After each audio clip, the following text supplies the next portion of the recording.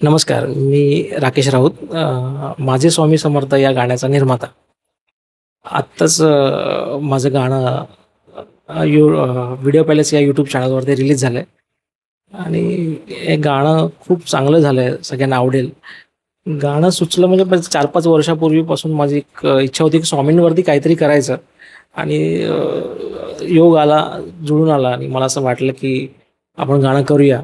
माझा मित्र विनोद तावडे जे याने गाणं गायलंय, तो मुंबई पोलिसमध्ये सीनियर पी-आय या पदावरती काम करतोय, आरे-के पोलीस स्टेशनला. त्याच्याबरोबर बसत असताना मी सहज त्याला बोललो, की "स्वामींचं एक गाणं करायचं आहे आपल्याला, तुला गायचं आहे." तो पटकन हो बोलला, "अरे वाह! मला गाणं करायचंच होतं स्वामींचं." अशा पद्धतीने ते गाणं आमचं तिथून सुरुवात झाली. गाणं कसं मग मी ते गाणं लिहायला दिलं. विनीत देशपांडे या गाण्याचा म्युझिक डायरेक्टर आहे. त्याला मी सांगितलं, एक स्वामींचं गाणं एक एक लिहायला द्यायचं, कोणाला देऊ लिहायला? तर तो पटकन बोलला, "सर आपली अगोदरची 2-3 गाणी समीर पठाणने लिहिली आहे. तो लिहील गाणं." तर मी बोललो, "अरे तो मुस्लिम आहे, तो कसं गाणं लिहील?" तर तो, "सर तो अप्रतिम लिहील आणि खूप चांगलं लिहील." आणि मी समीरला सांगितलं, की गाणं करायचं आहे आपल्याला. समीरने एका दिवसात ते मला गाणं लिहून दिलं आणि इतकं सुंदर गाणं त्याने लिहिलं आणि नंतर आम्ही ते रेकॉर्ड केलं. विशेष म्हणजे ते गाणं आम्ही आजीवासनला रेकॉर्ड केलं, सुरेश वाडकरांच्या स्टुडिओमध्ये. आणि त्याच्यानंतर मग मी हे मला आरती टाईप गाणं करायचं होतं आणि मी सारिकाला त्या गाण्यामध्ये कास्ट केलं. ओढूनचू नावाचं मी अगोदर एक गाणं केलं होतं. तिथे सारिका डिरेक्शन टीममध्ये काम करत होती आणि तिचं काम मला माहिती होतं आणि तिने मला सांगितलं होतं, की "सर मला डिरेक्शन टीममध्ये काम करायला आवडेल." पण एखादा कलाकार त्याला त्या माहोलमध्ये जगायचं आहे, त्या वातावरणात जगायचं आहे, हे मला माहिती होतं आणि तिला ते जगायचं होतं, ते मला दिसलं होतं. आणि एक ॲक्ट्रेस असल्यामुळे मी पटकन स्वामींचं जेव्हा माझ्याकडे गाणं आलं, तेव्हा मी तिला सहज विचारलं, की "सारिका तू गाणं करशील काय?" सारिकाने पटकन मला सांगितलं, की "सर मी गाणं करते, मला आवडेल करायला." आणि मग त्याच्यानंतर मग मी तिला ते गाणं ऐकवलं. तिला बोललो, "मी आपण हे आरती टाईप गाणं करूया." सारिका मला म्हणली, "सर आरतीपेक्षा जर स्टोरी टाईप जर आपण गाणं करू, तर लोकांना जास्त आवडेल. मग बाकी तुम्ही बघा सर." म्हणजे मी तर गाणं आरतीमध्ये पण करायला तयार आहे आणि स्टोरीमध्ये पण करायला तयार आहे. मग मला पण थोडंसं वाटलं, की हे गाणं आपण स्टोरी टाईप करू आणि मी सिनेमा करणारा माणूस आहे. मी मालिका करणारा माणूस आहे. त्याच्यानंतर मी ते 4 मिनिटं 33 सेकंडचं जे गाणं आहे, त्याच्यामध्ये मग मला असं वाटलं, की या गाण्याला चांगली स्टोरी रोहित जाधव म्हणून माझा एक कडे काम करतो, म्हणजे प्रोजेक्ट हेड आहे तो आता या गाण्याचा.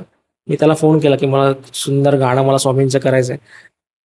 त्याने सुद्धा मला 2 दिवसात एक स्टोरी पाठवली. ती मला प्रचंड आवडली आणि त्याच्यामध्ये काहीतरी शिकायला मिळेल लोकांना, मुलांना, त्यांच्या घरातल्यांना आणि ती स्टोरी मला खूप आवडली. त्याच्यानंतर मग आम्ही ते गाणं शूट करायचं ठरवलं. हे आधी गाणे आम्ही साताऱ्यात शूट करणार होतो. पण ती स्टोरी इतकी चांगली वाटली आणि रोहितची टीम सगळी आणि अप्रतिम, मग ते आम्ही गाणं नाशिकला त्र्यंबकेश्वरला शूट केलं. इतकं खूप सुंदर शूट झालं आणि ते नक्कीच सगळ्यांना आवडेल असं मला वाटतंय. नमस्कार, मी सारिका जाधव. सरांनी आत्ता सांगितलंच कास्टिंग कसं झालं ते. स्वामींचं गाणं करणार का सरांनी जेव्हा विचारलं, तेव्हा मी अगदी कसलाही विचार नाही केला. स्वामींचं गाणं म्हटलं की लगेच हो म्हटलं आणि आमचं शूट झालं नाशिकमध्ये, त्र्यंबकेश्वरमध्ये.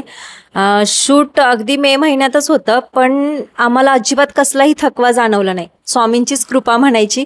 खूप सुंदर शूट झालं. सगळी टीम पण खूप छान होती.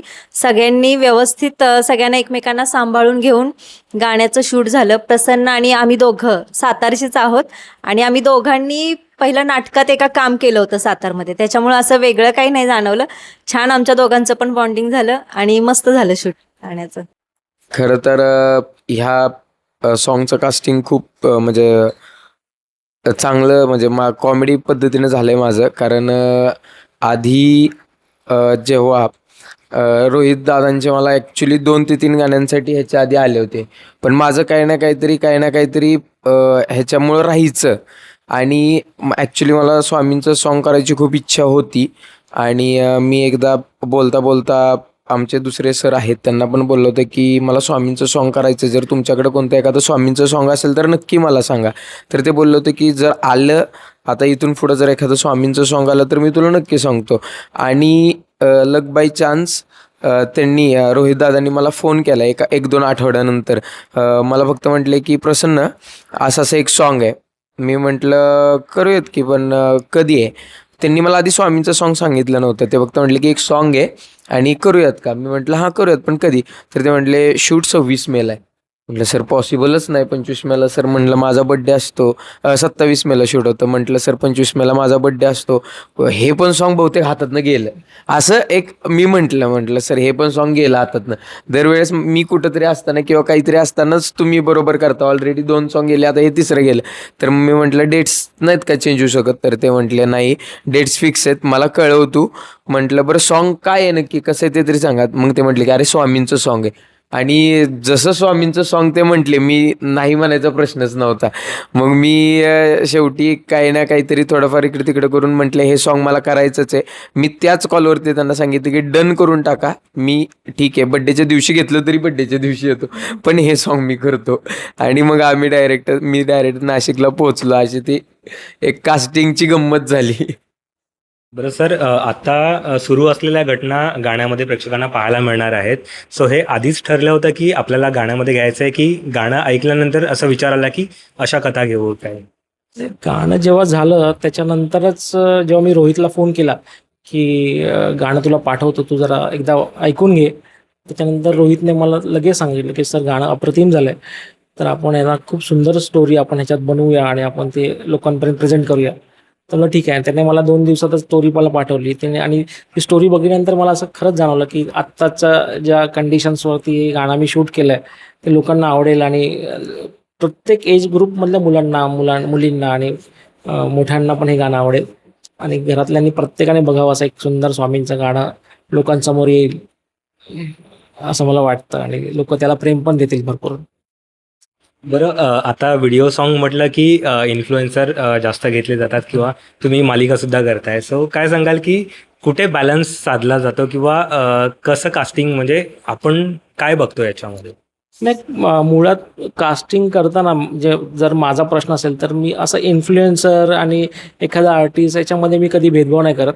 मी कलाकार कास्ट करतो की जे उत्तम कला सादर करतील, आणि अशा लोकांना घेऊनच मी सिनेमे पण केले आहेत, मी मालिका पण केली आणि आता गाणीही करतो आहे.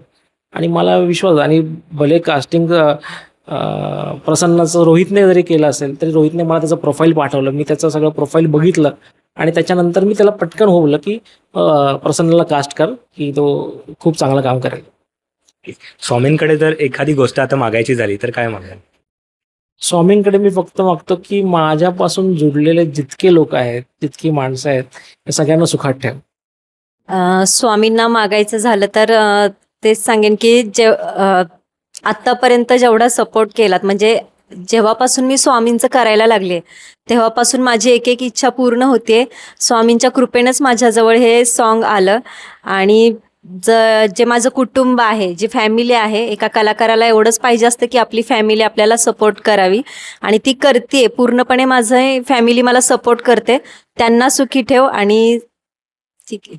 तसं तर आपण बघितलं तर खूप काही मागतो आपण स्वामींना, पण मी नेहमी एकच मागतो की जे काही मी प्रयत्न करतोय, जे काही मी काम करतोय, त्या प्रयत्नांना तुमची साथ असू द्यात फक्त. बाकी जास्त काय नको. तुमची साथ असल्यावरती सगळं काही व्यवस्थितच होऊन जाईल. लवकरात लवकर जावा. व्हिडिओ पॅलेस या यूट्यूब चॅनलवरती माझे स्वामी समर्थ हे सॉन्ग आलेलं आहे, आणि आम्हाला खात्री आहे की तुम्हाला ते नक्की आवडेल. आम्ही खूप मेहनत घेतली आहे या सॉन्गसाठी, आणि खूप खूप म्हणजे खूप सुंदर सॉन्ग झालेलं आहे.